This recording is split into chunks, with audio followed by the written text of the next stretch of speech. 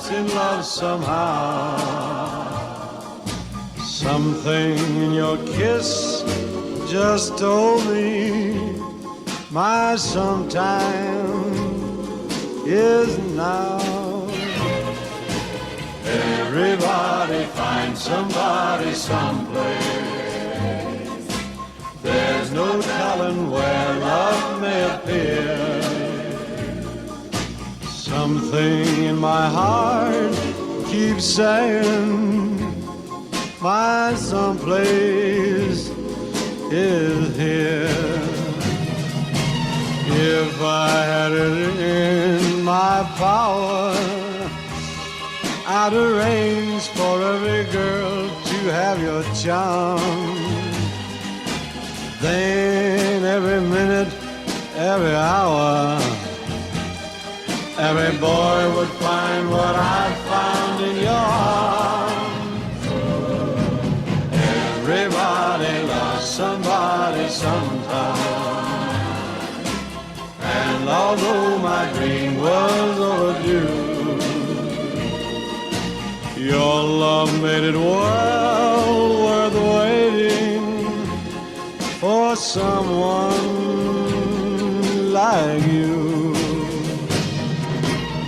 If I had it in my power, I would arrange for every girl to have your charm.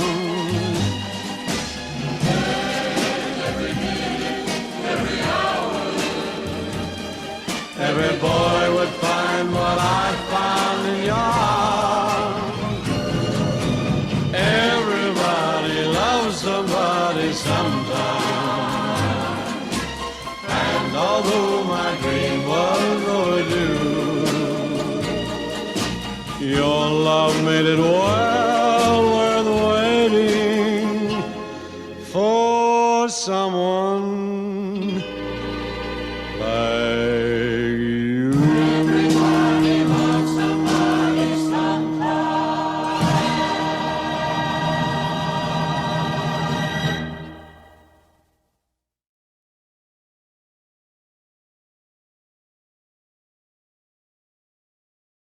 In 1960, I was a sophomore at Salem College in Winston-Salem, North Carolina, and my roommate Robin was dating one of Danny's fraternity brothers. So he had said he would come and pick us up from church one Sunday so we wouldn't have to ride the bus back to the school. So we went over there, but this was, as my children at home would call, the dark ages. So we were not allowed to go in the fraternity house because there was no chaperone, and it wouldn't be right for us to be in a fraternity house unchaperoned. So we were standing out in front of the fraternity house, I was leaning up against Danny's red car with my red dress on, with my enhancers. She had falsies on, which I found out later, and I'll explain that later to y'all. I looked out the window and I saw this girl leaning, I had a little red sports car, an MG, and she was leaning up on it, down, and the top was down there, and I said, wow, who in the world is that? I knew Robin and Pete, so I said, well, I'll ask Pete, I'll find out who she is. I guess Pete had taken him home, and later he came back in the house and I saw him. And I said, Pete, who in the world was that girl that was, you know, in the red dress leaning on my car? He said, oh, that's Mary Dabney. That's Robin's roommate. And I said, is she dating anybody? Or she, you know, maybe we can go out and get a blind date or something. And he said, I said, I guess it wouldn't be a blind date because I've already seen her. So he said, well, let me find out.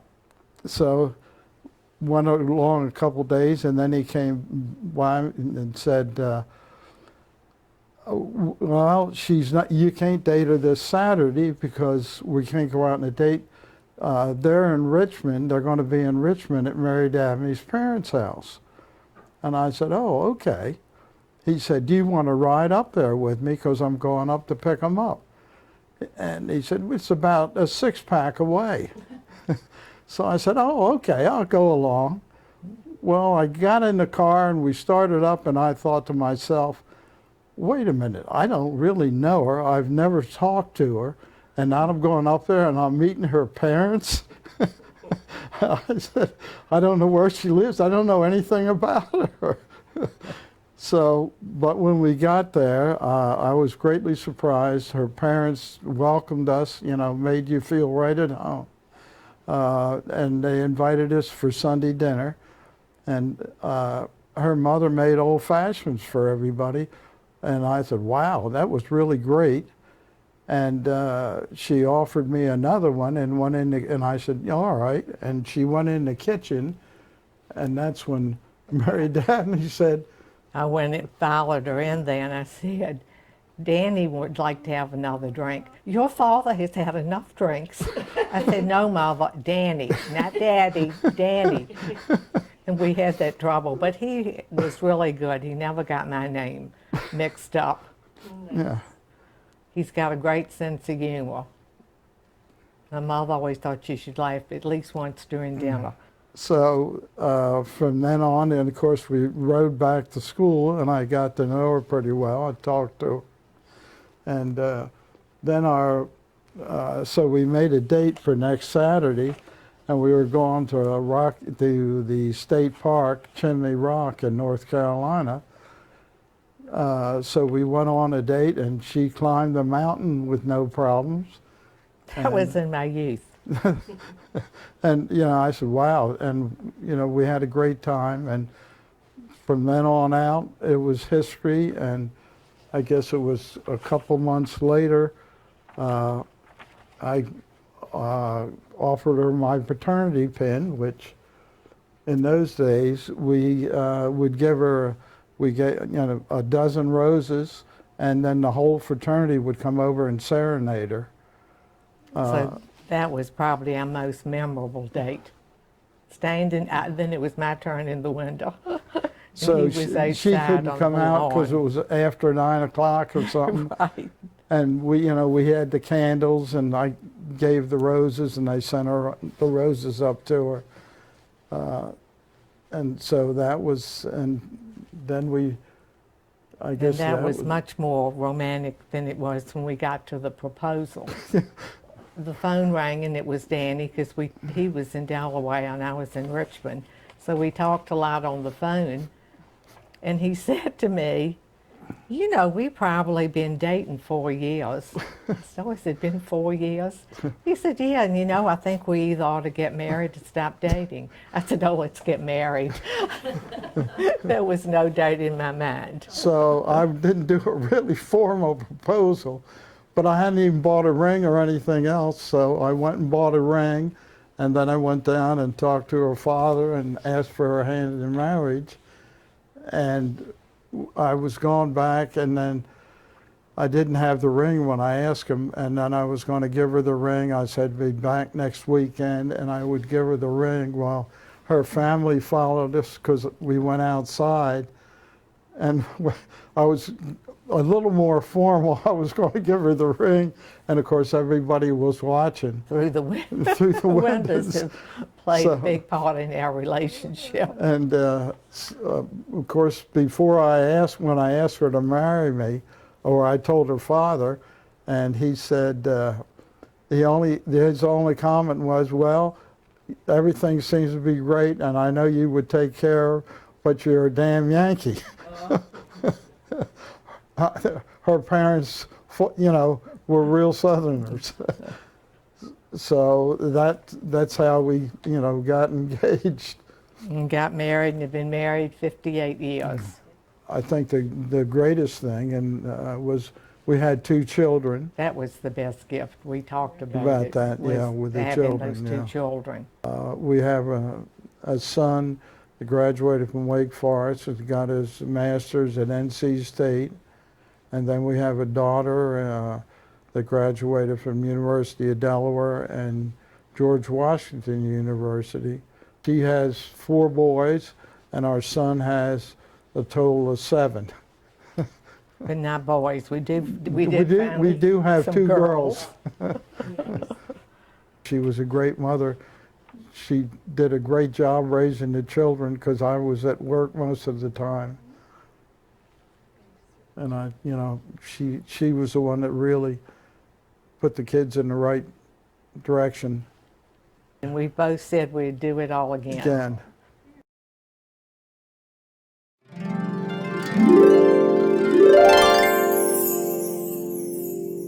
Happy Valentine's Day, honey. Many more? Many more.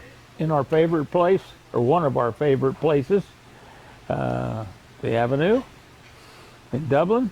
Can't believe we've been together for 64 years. 64 years, yep. Married for 64 and known one another for 3 years or something in front of that, or 4 years maybe, something like that.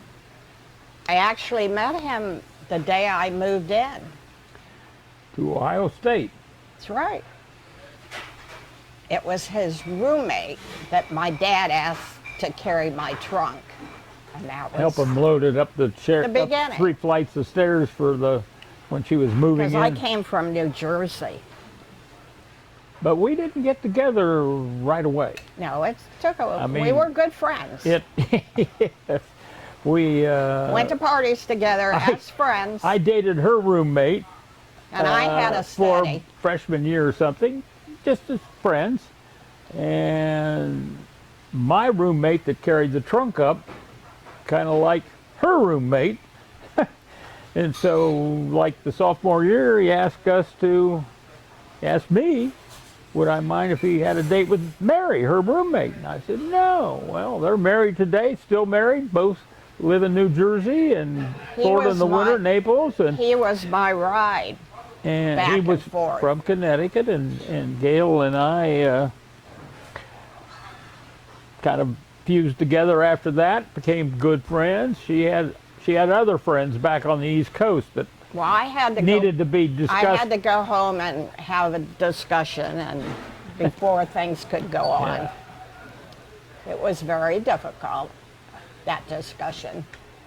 And then things progressed. We tried to reconcile this or remember this, but we believe it was our junior year at college, Ohio State, that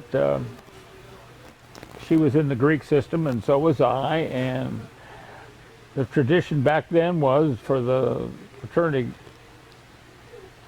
part of the equation to give their fraternity pin to the girl, kind of a pre-engagement thing. So, and then they would have all these celebrations, and these celebrations usually were just a few of the fraternity guys going up to the sorority house. A couple of girls come out and they'd sing and switch the pin, and that was it. So up the street I went, and they had the nice ceremony, but we didn't get pinned. I gave her an engagement ring, which just about tore the house, her sorority house up, because they couldn't believe it. It's not a pinning, it was an engagement. Then we had a little celebration there, and the older people that will be viewing some of this will probably remember the Club Gloria at Riverside Drive in Trayview. And so we went to the Club Gloria that night and saw Sweet Richard doing the limbo. We tried to do it, but we couldn't do it. But that was our celebration the night of our engagement. Now what? Oh, we've had a super 60-some years there. Yeah. We went in the Air Force. Spent 4 years in the Air Force. I taught. Interesting time. Really enjoyed it. Gail taught kindergarten, and I worked on airplanes. It was a great experience for us. Daughters have been more than we could expect. We have 2 girls, and they each have 3 children. Their husbands are great. The grandkids between them are great. The grandkids are wonderful. Oh, we got 3 of them through college, and then the other younger daughter has 3 grandchildren, or triplets. Now they're sophomores in college. Oh, it's interesting to visit them. We just spent with 2 of them down there in Virginia. That's where they live, and they're all 3 going to school in Virginia. 3 different schools. Colleges. But, it's fun. And then we have 2 great-grandchildren. And another one. And another one's about 8 months along before we're going to have 3 due on great. his birthday. Due on my birthday in March. And then, of course, the one granddaughter of the oldest daughter has 2 of our great-grandkids live in Worthington, and the one en route is in Detroit, Michigan. She's a great wife. She's a good cook, although we don't cook as much now. We like to go out. She's great. She's a great teacher, great for the girls, interested in all the grandkids. Very cleanliness. I mean, we have a spotless apartment. It's kind of her obsession, like mine is with some of the computer stuff. He's caring. I would have never guessed that's what she was going to say. That does not fit what I was thinking. But You are. Happy Valentine's Day to everybody. happy Valentine's Day.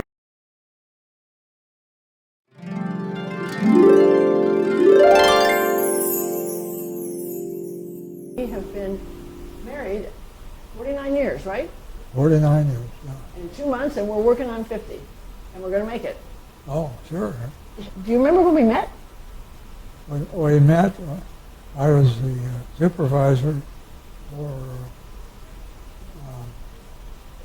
8 counties in northwest Ohio, and you were a relatively new agent there. Yes. I was a new agent, and you knew how to get questions that could, let's just say I wasn't super impressed to begin with Who? you. Oh, Because you knew how to, you were like the devil's advocate. And so we did fine on those supervisory and the supervisory things, but then there was like a 2-year gap when I went back to grad school, and you were still working the area. Yeah. We both worked with the Cooperative Extension Service with Ohio State, and so but that connection was still there. yeah. So then you asked me out to dinner, remember? I asked you out for dinner on a Sunday night. And what happened? The place was closed where I wanted to go. That's right. We had to go to the restaurant in a motel. That's right. But then in the end, I had not had Spumoni ice cream. Remember the ice cream? That was really a plus in your favor. And then, but one of the first dates I remember, we went to an Italian restaurant, to Ricardo's, because you came back pretty regularly. The thing happened. What did you order? Chicken liver. Yes, chicken livers. I thought there was something wrong with this man. You have to, but I mean, I ordered Italian. And one of the things I will say, I never cooked chicken livers for you. No, yeah. Dad was impressed with you. And he didn't usually say too much. I remember you sent him a Father's Day card soon after we started, and I thought, what's he think? You growled at me for doing it. Yeah, I did. I thought, who do you think you are? But he made the comment, what's the matter? Is he moving too fast for you? Do you remember when you proposed? I gave you the ring. Yeah. That was a dinner that you prepared at your apartment. That's right. But do you remember what happened before that? That's why I thought you were a saint. It was the last day of the Ohio State Fair. Oh. I worked in the State 4-H office. Yeah. And so we had all of the Lausche building to clean out. And you came and volunteered. That was heavy, dirty work. So we went back to the apartment, cleaned up, and there was that ring.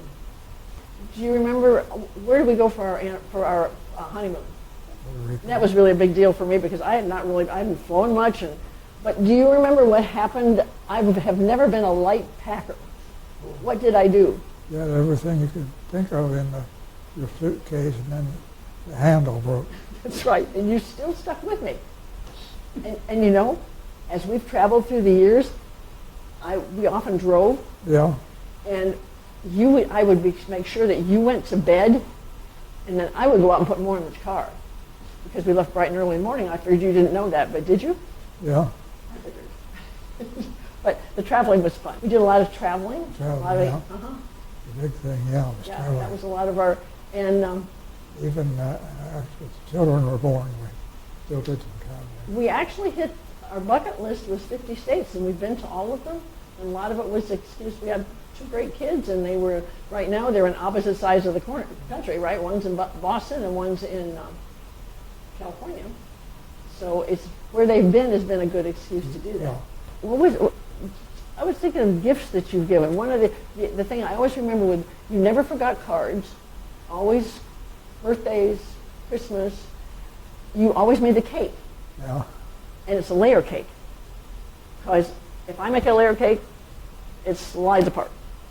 I like to cook, but it's got to be all on one level, or it's going to. And you made really good, and the kids all remembered that you made the cakes. Yeah, they still talk about that. That's right. So and you were the one that cooked, not cooked the meat, because you grilled a lot, did a lot of hunting. We had big gardens. Yeah. The kids always laughed if one was good, 10 were better with Dad. That included like 1 row of green beans, no, 10. And then we'd have to do something with those. But it was, you shared with neighbors? Oh, yeah. I enjoy sharing with neighbors, with other people. That was one of the things that impressed me because I guess part of the reason I really was impressed was the similarities in our faith and values. Church was always important. And you always supported my part-time jobs when the kids were growing up. I worked for the food service for the church, and you were always there helping with cleanup. You learned to do the dishwasher and all that stuff. But again, at home, you also did your share of the, So I guess the thing that I remember a lot was that you had, and when you retired, and you've been retired almost as long as you work now. One of the things that was in the book was that someone said that you were a dirty boots person. And I thought that was one of the nicest compliments someone could give you, because it really meant that you were you always, whatever you asked them to do, you were willing to do with them, and you worked beside them. Just the action. You always said it was better to, omission was worse than commission, which means you needed to do something. And one of my favorite poems is the one that says, "I'd rather see a sermon than hear one any day. I'd rather you would take my hand than merely point the way." And I was kind of glad you took my hand for these past 49 years. We've certainly had 49 good years, and so we're looking to make that a full 50, right? Okay, hope so. Yes.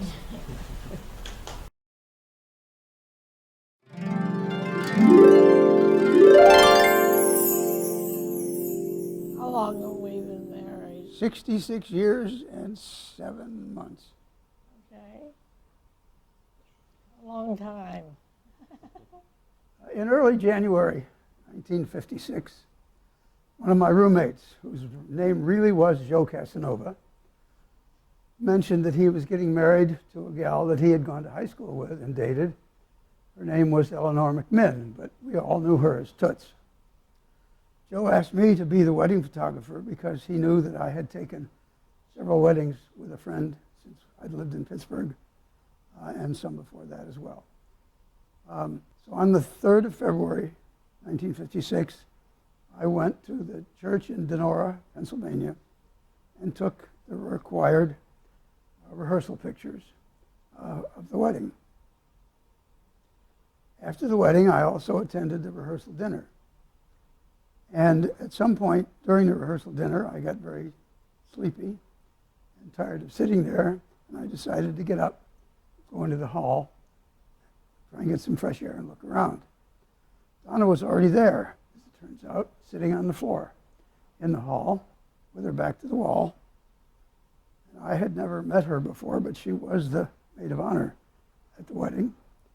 And so I sat down next to her, and I did take her picture. At the wedding, the next day at the wedding, Donna came to me and asked me if I was driving back into Pittsburgh when the reception was over. And I said yes, and she asked me if I would take her to the Pennsylvania Railroad station because she was going to go home for the rest of the weekend. Turned out her father worked for the Pennsylvania Railroad, and she had a pass, and she could go back and forth at will. And so when the reception was, I said I had one more picture left to take of them cutting the cake, and then we could go, and we did, and we drove into Pittsburgh, and I let her out. Years later, we sat down, the two of us, and tried to remember whether either one of us had said anything to the other about, I'll call you on Sunday. I'll see you again soon. Nothing was said. Nothing. But I did call her Sunday night or Monday night, I forget which. And we went out every night for the next 2 weeks. We always went to the same place. It was Arby's. No, not Arby's. Isley's. Isley's. It was Isley's. It was an ice cream store.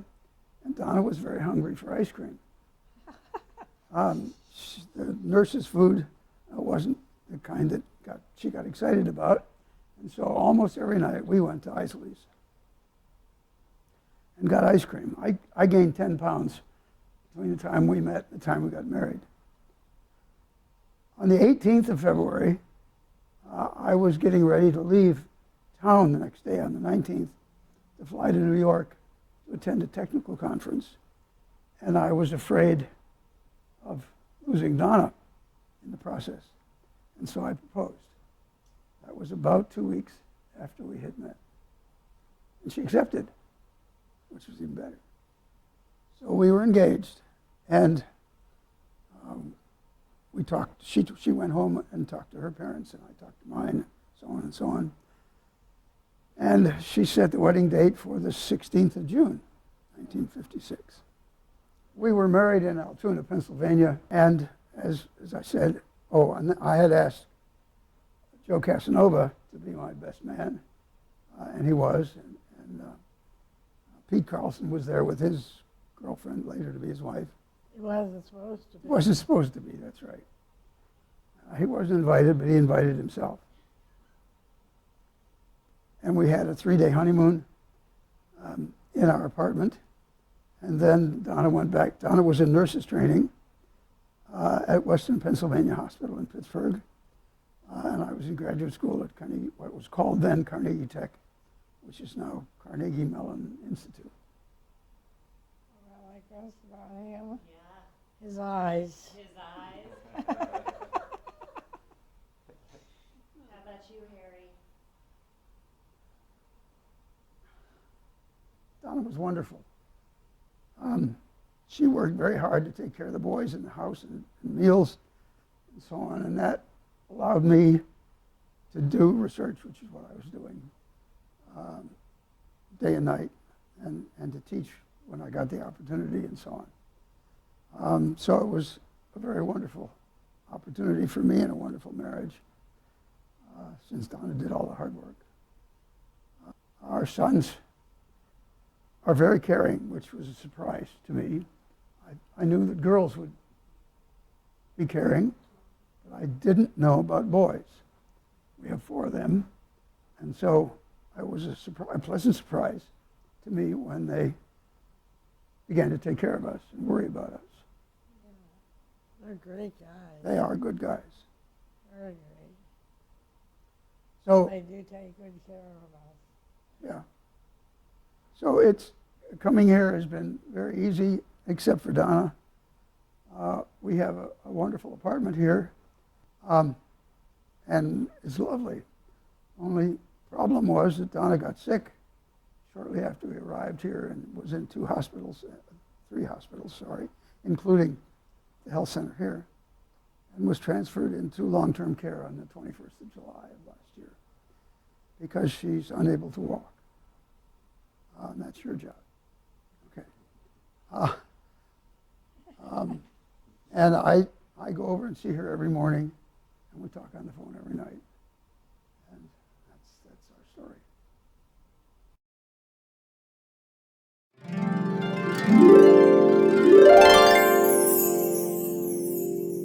Well, we met in college. I was running a transportation service from Ohio University to Columbus, Ohio, and I put ads up for people that wanted a ride. I charged $5 for the ride, and Nance was one of the first in the first trip, and that was the only $5 I ever got from her. From there on, she rode for free. So that's how we met. And when we got back to the dorms after back from Columbus to OU, I called her and set up a date, and that was 63 years ago, or 64 years ago. and we've been together ever since. And it's been a great relationship, and it's worked out well for both of us somehow. And I think it's a thing with our group. I was analyzing this today. Almost all our friends are still married with 50 to 60 years with the same person. And it's my theory that the reason our age group has stayed together more easily than the current generation, which got married in the 30-year-old group, is that we had no understanding of life when you're 20 and 21, and you learn life together, and that makes you much easier to understand each other and to be fluent in forgiving, and because that's the big part of our thought about marriage is communication and compromise and making that all work. That's worked for us, and I think most of our friends, it's the same kinds of things. It's just compromise, communications, and having respect for the other person. Well, the first date, that was, I tried to figure that out. Back it up and It was figure it out. probably to the cafeteria at OU, so it was not dramatic. Our most dramatic love time together was our honeymoon that my parents gave us a trip to Europe, and we went over on a boat and spent 2 months traveling and came back on a boat. The negative thing was we had bunk beds on the boat on the way over. It was nasty. So that's not easy on a honeymoon, wasn't good. So, but we survived and had a fabulous honeymoon. My goodness, I'm trying to remember. It was in the den at my parents' house. That's right. And I gave her the diamond that belonged to my mother, or was it grandmother? I'm not sure. Your mother's. My mother's diamond, which she's wearing around her neck now. And I got down on one knee, just the old traditional way in those days. And everybody in our house knew what was going on but her, so they all scattered and left us alone. It was fun. It was an adventure. One of our, I don't know what you'd call it, but I gave her a ring. She went home, she woke up, and her father had her hand up looking at the ring and the Sears and Roebuck catalog out, trying to find out, to figure it out. So it was, we came from very different backgrounds. Yeah. Nancy's father was an engineer, worked in Grandview, and had a nice job, but they were lived averagely. And my parents came from New York.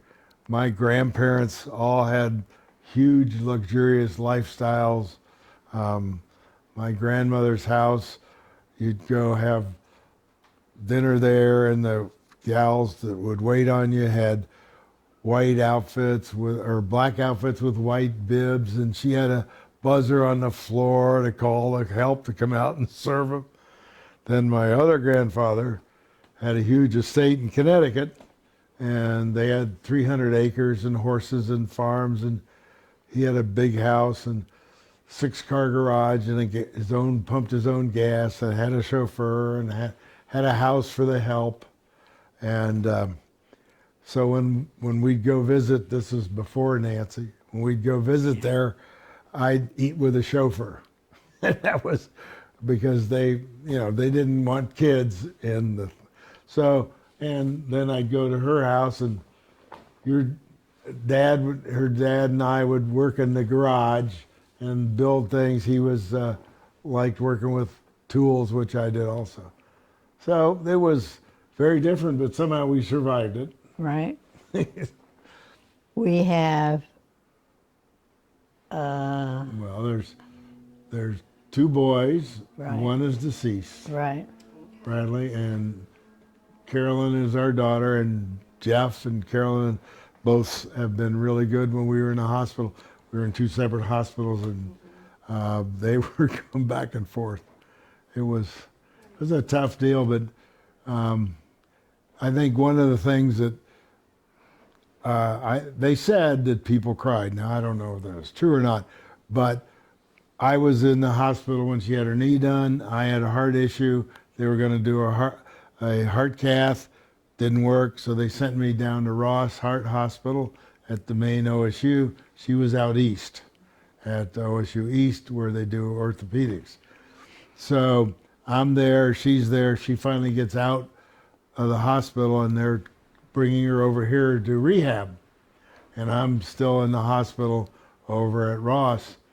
And so I made a deal with the transportation company and they brought her up in the hospital on the gurney and brought her to my room and I gave her a kiss and there's a picture of me with a hospital robe leaning over the gurney and that was very nice. So we were very lucky. So that's the kind of thing I think that makes relationships special when you do out of the way stuff. I appreciate my life with you. Chokes me up how much I love her. So.